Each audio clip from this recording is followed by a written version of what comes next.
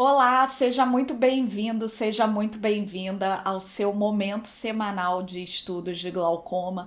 Eu sou Samantha Vasques, oftalmologista, especialista em glaucoma e catarata do Rio de Janeiro, e aqui no Glaucoma Academy eu te ajudo a aprimorar e atualizar os seus conhecimentos sobre o glaucoma. Nessa aula de hoje nós vamos explorar as opções de tratamento para os pacientes que já foram submetidos a uma TREC e essa cirurgia está em falência. Atualmente a gente tem diversas opções de tratamento para o glaucoma, de modo que mesmo nos pacientes com glaucoma avançado, nós conseguimos ter recursos suficientes para preservar a visão desses pacientes pela vida toda. Mas para essa estratégia funcionar bem, é essencial a gente saber a hora certa de indicar cada tratamento diferente, em que momento a gente vai lançar a mão de cada recurso. E nessa aula, então, a gente vai abordar quais são os recursos que a gente pode usar após a falência da TREC e em que situações a gente vai pensar mais em um ou mais em outro. Bom, tem basicamente 6 critérios que eu selecionei aqui para a gente levar em conta na hora de decidir o nosso próximo passo da terapêutica. O prognóstico visual do nosso paciente, a tolerância a drogas, como que está o ósteo dessa TREC que faliu, como que está a conjuntiva, qual é a pressão-alvo desse paciente, e a gente precisa levar em conta também a qualidade de vida, o quanto que cada tratamento vai interferir na qualidade de vida do nosso paciente. E agora, então, nessa aula a gente vai explorar um pouquinho de cada um desses pontos. Começando então pelo prognóstico visual, a gente precisa avaliar se esse é um olho que segue valendo uma intervenção terapêutica. Por quê? Esses pacientes com falência de TREC, às vezes essa TREC foi indicada na hora certa, o paciente fez o acompanhamento direitinho, logo que ela entrou em falência, a gente já vai intervir. Então, às vezes esse paciente tem 20/20 de visão, tem a sua independência e esse olho tem um bom prognóstico. Agora, às vezes, essa TREC já foi tardia, esse paciente não acompanhou bem e progrediu nesse período de falência da TREC, e às vezes ele vem pra gente com uma visão de vultos, uma visão de PL, pra gente definir qual que vai ser a próxima terapêutica. E aí a gente tem que se perguntar o quanto que esse olho com visão de vultos, de PL, aguenta passar por um procedimento invasivo novamente. São olhos que têm prognóstico tão ruim que às vezes a gente já vai perder esse PL num bloqueio anestésico, talvez. Então a gente precisa se perguntar o quanto vale a pena a gente correr o risco de uma nova intervenção grande e também se colocar no lugar do paciente, porque muitas vezes esses pacientes já passaram por múltiplas intervenções e às vezes o paciente pode não estar disposto a operar novamente um olho que enxerga tão pouco. E uma coisa que faz muita diferença nessa decisão é a gente saber também não só o prognóstico desse olho que a gente está planejando de reintervir, mas a gente saber também como é o prognóstico do outro olho, porque se a gente está diante de um olho que é vultus, mas esse é o melhor olho do paciente, às vezes o outro olho nem percepção luminosa tem, a gente vai estar disposto a tentar de tudo por esse olho vultus, que é o melhor olho desse paciente. Agora, um paciente que tem um olho que só vê vultus, PL, e ele tem o outro olho 20/20, esse paciente muitas vezes não vai nem querer operar esse olho que enxerga tão pouco. E é importante que isso seja uma decisão compartilhada nossa com o paciente, porque o paciente às vezes fala, poxa, no meu dia a dia eu só uso o olho bom, esse olho que só vê vultos, ele não faz nem diferença para mim, então para que eu vou passar por um procedimento grande e invasivo se esse olho não faz nem diferença na minha vida? Então, muitos pacientes às vezes não querem fazer procedimentos invasivos no pior olho, e aí a gente vai ser forçado a optar pelas opções mais conservadoras de tratamento, e já vou falar quais são todas elas, mas já dando dando um certo spoiler, por exemplo, nesses olhos de prognóstico muito ruim, a ciclofotocoagulação acaba sendo uma ótima opção, porque não vai ter o grau de invasão e de repouso, de perda de qualidade de vida que um implante de tubo vai ter, por exemplo. Então, o prognóstico visual, ele é muito crucial para a gente definir o grau de intervenção que a gente vai fazer na sequência. Se a gente vai ser mais conservador ou se a gente vai ser mais firme no controle desse glaucoma, como a gente é com o melhor olho, por exemplo. Então, o prognóstico visual a gente sempre leva em conta e o paciente precisa ser incluído nessa decisão também. Próximo ponto que a gente vai levar em conta é a tolerância a drogas. Talvez a primeira coisa que venha na cabeça de todo mundo e que deve realmente vir é a opção conservadora de a TREC faliu, vamos entrar com o colírio. Essa é uma das melhores opções, porque o colírio, ele é a base do tratamento do glaucoma. Por mais que a gente use muito as opções de laser, de cirurgia, a gente acaba em diferentes momentos do tratamento sempre lançando mão da opção dos colírios. Eles acabam complementando as outras terapêuticas. Só que a gente tem que levar em conta que esses pacientes, eles já vêm às vezes há 10, 20 anos tratando glaucoma com colírios e às vezes essa superfície ocular tá tão ruim que o paciente não tolera droga nenhuma. Essa paciente da foto que vocês estão vendo é um caso importante de alergia à brimonidina, que vocês veem que ela tem até crosta na pálpebra, de tanto que essa alergia é intolerável para essa paciente. E na brimonidina isso é muito gritante, mas isso acontece com todas as drogas. A gente vê aqueles pacientes que usam há 20 anos colírio e qualquer coisa que pinga, o paciente tem muita irritabilidade e ele não aguenta usar o colírio. Nessas situações acaba que a gente fica preso a fazer uma nova intervenção para esse paciente. Mas nos casos onde o paciente tolera colírio, ele é uma ótima medida conservadora para a gente evitar uma nova intervenção, pelo menos nesse momento, para a gente tentar postergar uma nova intervenção. Um outro ponto muito crucial e que muita gente esquece nessa avaliação é de a gente ver como que está o ósteo dessa TREC, porque isso vai dizer muito para a gente se a gente tem potencial de ainda usar essa TREC que faliu ou se essa TREC não tem muito o que fazer e a gente precisa partir para uma nova cirurgia. Como que a gente faz esse racional? Quando a gente faz a gonioscopia de um paciente com glaucoma, a gente consegue ver aquele ósteo da fístula para a câmara anterior que a gente construiu na cirurgia, que é esse buraquinho que vocês estão vendo na foto. A gente vê a iridectomia ali na altura do corpo ciliar, a gente vê um ósteo, um furinho, que é o ósteo da TREC. Então, quando a gente vê um ósteo bem aberto, que nem esse, essa TREC talvez possa ainda ser utilizada, mesmo que ela já tenha 10 anos, talvez. Então, quando a gente vê um ósteo pérvio, a gente sempre precisa pensar num agulhamento para a gente aproveitar a cirurgia que o paciente já tem. Se o ósteo é pérvio, essa TREC, ela ainda pode funcionar. Agora, se a gente vê um ósteo obstruído, isso vai mudar um pouco de racional. E aí a gente vai pensar, primeiro, o que está obstruindo esse ósteo? Se essa TREC é recente e é um coágulo que está obstruindo esse ósteo, você não precisa se desesperar e já pensar num agulhamento, porque aquele coágulo vai absorver, aquele ósteo vai desobstruir e aquela TREC vai voltar a funcionar. Agora, se é uma obstrução por sinéquia de íris, aquilo não vai soltar espontaneamente. Se isso é uma cirurgia recente, a gente pode pensar em desobstruir no YAG laser, em dar uns tirinhos ali para soltar a íris do ósteo.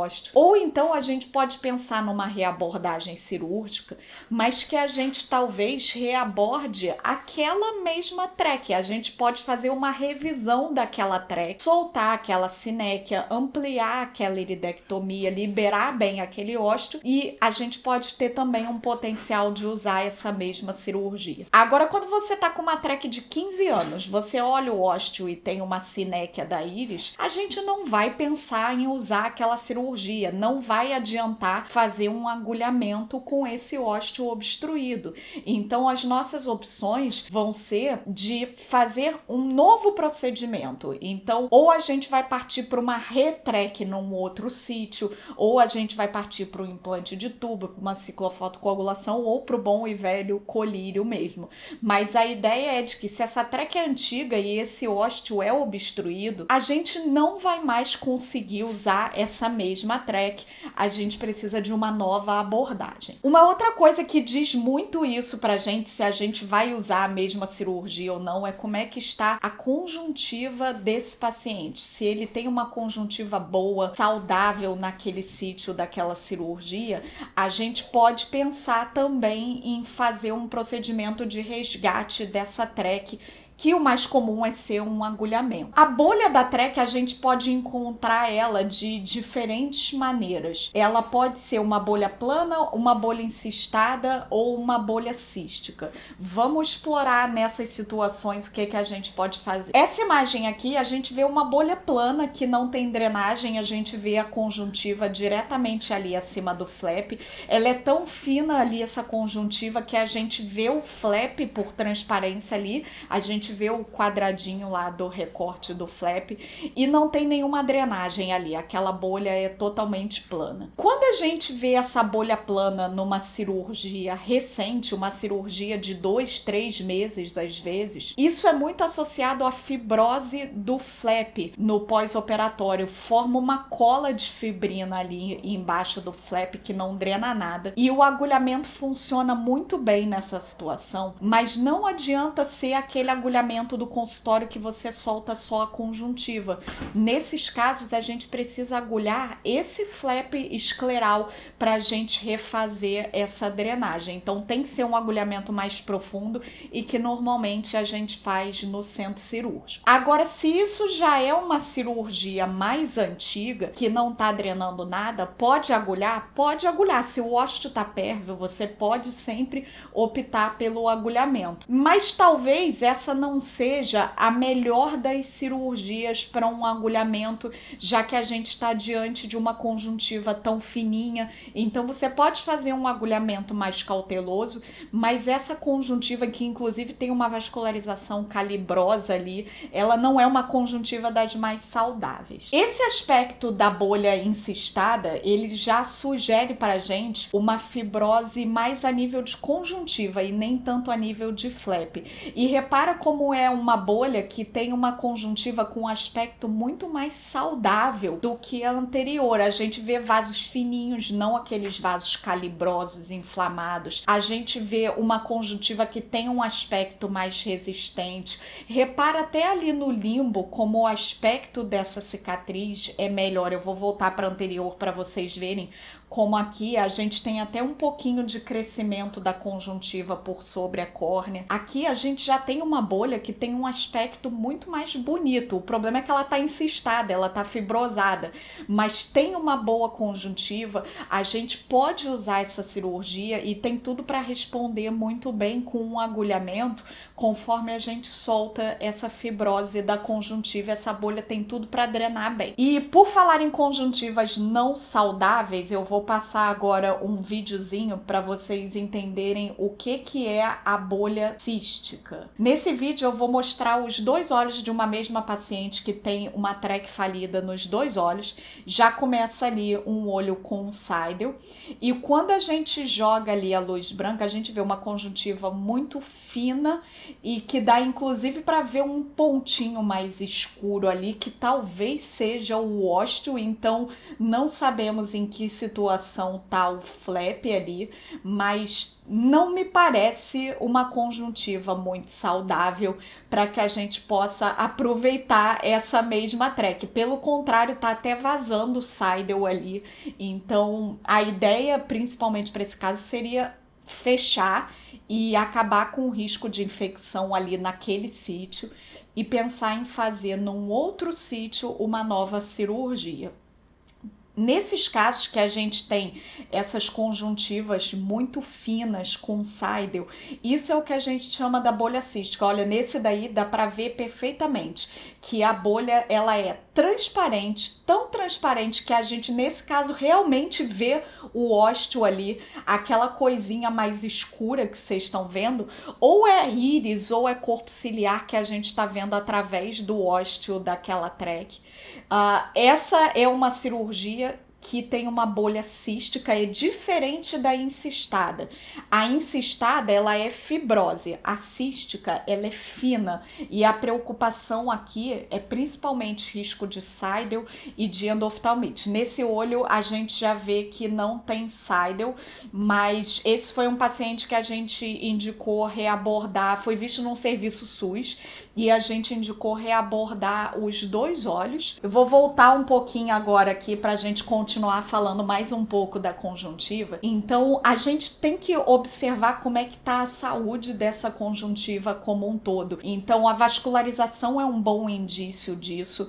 A gente nem quer uma bolha completamente avascular, como aquela bolha cística que eu mostrei para vocês, nem a gente quer vasos muito calibrosos e que indicam inflamação e fibrose. O ideal é aquela conjuntiva ter uma vascularização normal e ter um aspecto de espessura bom também, não ser aquela conjuntiva muito fina. Então, quando a gente vê uma conjuntiva boa, a gente sempre pensa na opção de reabordar no mesmo sítio, que aí seria a indicação do agulhamento. Agora, quando a gente vê aquele paciente que tem uma fibrose muito extensa de conjuntiva, por exemplo, um paciente que já fez uma vitrectomia, a gente vê uma conjuntiva completamente cicatrizada e com um aspecto friável. Nesses casos, a gente não vai tanto pensar em abordar o mesmo sítio. A gente vai pensar principalmente em fazer cirurgias que não dependam de ter uma conjuntiva tão saudável, que é basicamente o implante de válvula ou então o laser de ciclofotocoagulação. Quando a gente pensa em TREC, em implante de Zen, implante de Preserflow, são cirurgias que dependem de a gente ter uma boa conjuntiva.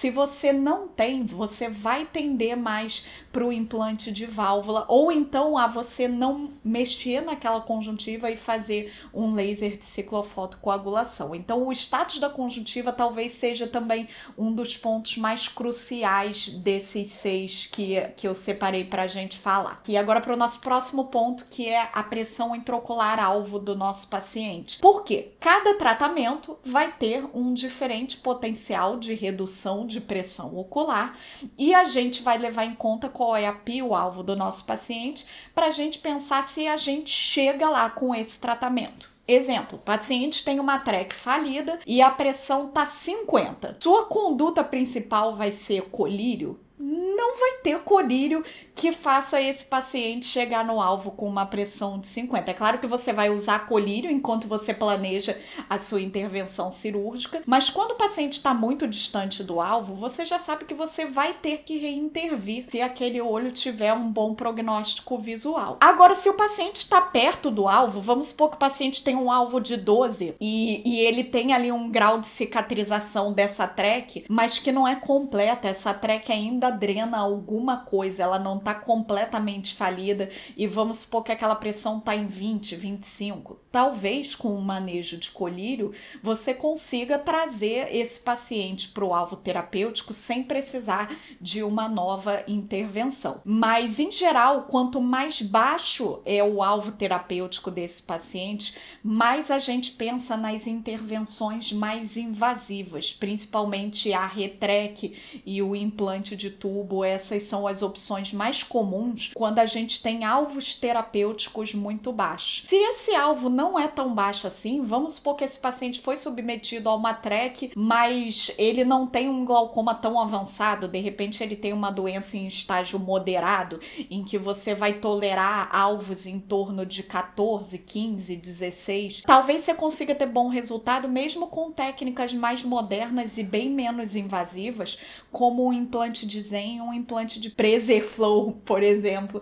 Mesmo se esse paciente já tem uma TREC, você pode usar um outro quadrante para fazer um procedimento menos invasivo, desde que ele tenha uma boa conjuntiva para isso. E um último ponto que a gente não pode esquecer, e que eu até já dei uma pincelada ao longo dos outros, é a qualidade de vida do paciente e a participação do paciente nessa decisão de qual vai ser o próximo procedimento. Em geral, pacientes que não têm tão bom prognóstico visual e que já passaram por múltiplas cirurgias, eles tendem a não querer mais mexer no olho, mesmo sabendo que vai piorar. Nesses casos, a ciclofotocoagulação, ela cai como uma intervenção muito boa, porque é uma intervenção que tem um pós-operatório muito tranquilo, o paciente vai usar pouco colírio, vai fazer pouco repouso, não vai intervir tanto assim na qualidade de vida desse paciente. Então, esses pacientes que têm uma tendência a querer não operar, aquele que quando você fala de mexer de novo naquele olho, ele já faz uma careta feia, já reclama, fala que não quer, a ciclofotocoagulação acaba sendo uma boa opção para esses pacientes e, é claro, o colírio também é uma boa opção quando a gente não quer mais intervir. Então, isso é uma coisa que a gente tem que levar em conta, a situação financeira desse paciente. Às vezes, esse paciente já pagou 2, 3 cirurgias e já gastou tudo que ele tinha de reserva financeira ali no cuidado daquele olho. Levar em conta afastamento do trabalho, de atividades de lazer. Tem paciente que às vezes para a vida por conta desse tratamento e a gente piora muito a qualidade de vida do doente quando a gente faz essas cirurgias mais invasivas como uma TREC, um implante de tubo, que o paciente vai ficar aí 1 mês e meio, 2 meses de repouso. Outra questão importante é a necessidade de apoio familiar, porque é frequente também esse paciente nem ficar na casa dele no pós-operatório, ter um filho que vai ter que tirar férias do trabalho para ajudar esse paciente no pós-operatório. Então, vai ter alguém disponível para isso? Ou a gente já gastou ali todas as opções que a gente tinha e a gente vai ter que pensar num colírio, numa ciclofotocoagulação, numa coisa menos invasiva, até para facilitar esse pós-operatório para o paciente. Então, tudo isso a gente tem que levar em conta na opção. E agora vamos juntar todas essas ideias e pensar para as opções que a gente tem, quem que é o paciente típico que a gente vai indicar. O colírio é sempre interessante desde que o paciente tolere. Então, se ele tolera colírio e ele não está tão longe do alvo terapêutico assim, muitas vezes o colírio já vai adiar em alguns anos, talvez, a necessidade de uma reintervenção desse paciente. Então, o paciente fez a TREC, vinha sem colírio por um tempo, a TREC começou a falir, não vai logo de cara pensar em uma reintervenção se você tem uma opção menos invasiva do colírio para tentar empurrar isso um pouquinho mais para frente. O agulhamento, ele é uma excelente opção. Eu diria que talvez de todas essas ele seja a opção mais frequente numa TREC em falência, que é a gente usar essa mesma cirurgia e prolongar a duração dela, desde que a gente tenha um osteopérvio e uma conjuntiva com um aspecto minimamente saudável. O agulhamento, ele é sempre uma excelente opção. E se o paciente não tolera bem o colírio, ele pode ser a sua primeira opção de reabordagem dessa cirurgia. Agora, se é uma cirurgia que tem um ósteo obstruído, se aquela conjuntiva está muito ruim e você não quer mais usar aquele sítio, ou então se o paciente já fez 3, 4 agulhamentos e está na hora de desistir daquela cirurgia, uma opção é fazer uma retrec, é a gente simplesmente repetir aquela TREC que deu certo, só que em um novo sítio diferente para a gente ganhar aí mais uns anos de controle para esse paciente. E mais recentemente a gente tem a opção de fazer cirurgias menos invasivas. Agora fica o questionamento de se faz sentido você buscar uma opção minimamente invasiva num paciente que já passou por uma TREC. Os implantes da classe dos MIBs, que são o Zen e o Preserflow, eu diria que até faz sentido, desde que o paciente tenha uma conjuntiva muito boa e o alvo terapêutico não seja tão rigoroso assim, ou então que esse paciente tolere um colírio. Então, o racional é assim, eu posso colocar um Zen, o Zen abaixa um pouco menos a pressão do que a TREC que aquele paciente já teve um dia, mas ele tolera colírio, então eu posso associar uma droga, chegar num alvo bem baixinho e aquele paciente ficar bem. Então é uma boa opção, mas é uma indicação mais restrita, não é o que a gente vai pensar para a maioria dos pacientes. A maioria dos pacientes que tem uma TREC que faliu tem uma doença em estágio muito avançado, com um alvo terapêutico baixo e muitas vezes intolerância à medicação. A gente quer tentar o máximo possível deixar esse paciente pelo menos por algum tempo sem colírios. E as minimamente invasivas mesmo, os MIGs, o GAT, o Astent, o Karuke, o Bang, eu sei que tem colegas que fazem essas cirurgias em pacientes que têm TRECs falidas e que gostam do resultado, mas a gente não tem dados de literatura precisos sobre isso. E é uma coisa que não faz muito sentido quando a gente pensa em fisiopatologia de doença. Então, eu prefiro não indicar cirurgia minimamente invasiva para paciente que já teve uma TREC, mas eu sei que tem colegas que indicam. Qual que é o racional? Quando a gente faz uma cirurgia trabecular, o que a gente quer é aproveitar a drenagem natural de humor aquoso do paciente. Quando a gente faz uma fístula, um Zen, uma TREC, um tubo, a gente está deixando de lado essa drenagem natural e a gente está criando uma nova via de drenagem para esse paciente. E a partir do momento que a gente cria uma fístula, o humor aquoso vai drenar pela fístula, é o caminho mais fácil. Então, aquela drenagem natural do paciente trabecular, a tendência é que ela funcione cada vez pior. Talvez ela deixe de funcionar de vez quando a gente cria uma fístula. Então, não faz muito sentido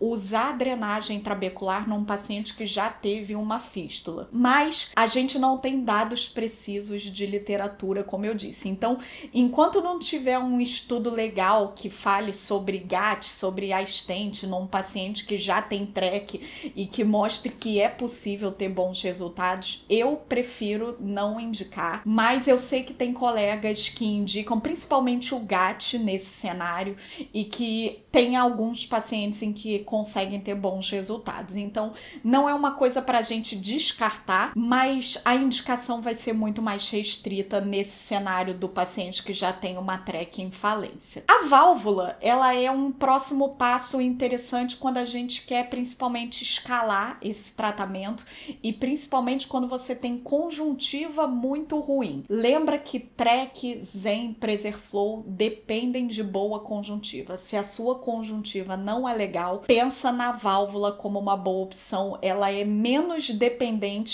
de você ter uma boa conjuntiva. Então, a válvula ela é muito boa quando você vê aqueles casos em que o olho já é muito mexido, em que tem muita escarificação ali daquela conjuntiva, muita fragilidade. Nesses casos, a válvula é uma boa opção. E a ciclofoto, a gente tem muitos questionamentos ainda de em que momento ela deve ser usada. Porque, classicamente, com a ciclofoto tradicional, a gente deixava ela como última opção na linha de tratamento para aqueles casos mais refratários daqueles pacientes que já foram operados muitas vezes, tentaram de tudo. Então, a gente deixava a ciclofoto para esses casos, principalmente por conta do risco de tises que a ciclofoto tem. Com as técnicas mais modernas de ciclofoto, o micropulso, o slow burn, a gente reduziu muito o risco de tises, mas ele ainda não é zero. Como são técnicas mais recentes, ainda precisa de bem mais estudo para a gente saber em que momento da nossa escadinha de tratamento ela vai entrar. No meu racional, quando essas técnicas novas ficaram mais acessíveis, eu passei a indicar a ciclofoto antes do implante de válvula. O implante de válvula é uma cirurgia muito invasiva, piora bastante a qualidade de vida do paciente, tem riscos muito consideráveis, tem alterações estéticas que os pacientes queixam bastante, e a gente vê que o resultado resultado não é tudo aquilo que a gente espera, até porque já são casos muito complexos. Veja bem, quando eu falo que o resultado não é o que a gente espera, não é dizer que a válvula é ruim. É que os pacientes que chegam ao ponto de precisar de uma válvula, eles têm prognóstico muito ruim. Então, talvez seja interessante pensar na ciclofoto antes da válvula. É o que eu tenho feito um pouco no meu racional, mas tem muitos cirurgiões que têm indicado antes da TREC, inclusive. Eu indico ciclofoto antes da TREC para os olhos de prognóstico ruim. Então, o pior olho do paciente, um olho que já tem uma visão já bem mais comprometida, nesses casos eu penso na ciclofoto antes da TREC até. Mas isso é uma coisa que a gente ainda precisa de mais estudos para a gente definir melhor o perfil do paciente que a gente vai indicar para ciclofoto. Lembrando que a ciclofoto também é uma boa opção para os casos em que a conjuntiva é muito ruim. Então, os pacientes vitrectomizados, esse é um grupo de pacientes que a gente sabe que é um grupo bom para se pensar em ciclofoto. E, de resto, a gente ainda precisa de mais estudo para que eu possa chegar aqui e falar, a ciclofoto é boa para o paciente tal, tal e tal. A gente tem algumas dicas, principalmente conjuntiva ruim e prognóstico não tão bom assim, mas tem alguns colegas que têm gostado de indicar para pacientes com visão de 20/20 e que nunca nem fizeram uma TREC. Então isso é muito relativo, é uma indicação que a gente ainda não tem muito precisa e que dá para relativizar um pouco. Se você quiser aprender mais sobre todos esses tratamentos, você tem a oportunidade de se inscrever para o meu curso, que é o Glaucoma do Básico à Prática. Então, se você sente que esse é o momento de você aprofundar os seus conhecimentos sobre o glaucoma, vai ser um prazer te ter como parceiro e aluno. Se você quiser se inscrever, o link vai estar aqui embaixo na descrição desse vídeo. E semana que vem a gente se encontra de novo com mais um vídeo para te ajudar a aprimorar e atualizar os seus conhecimentos sobre o glaucoma.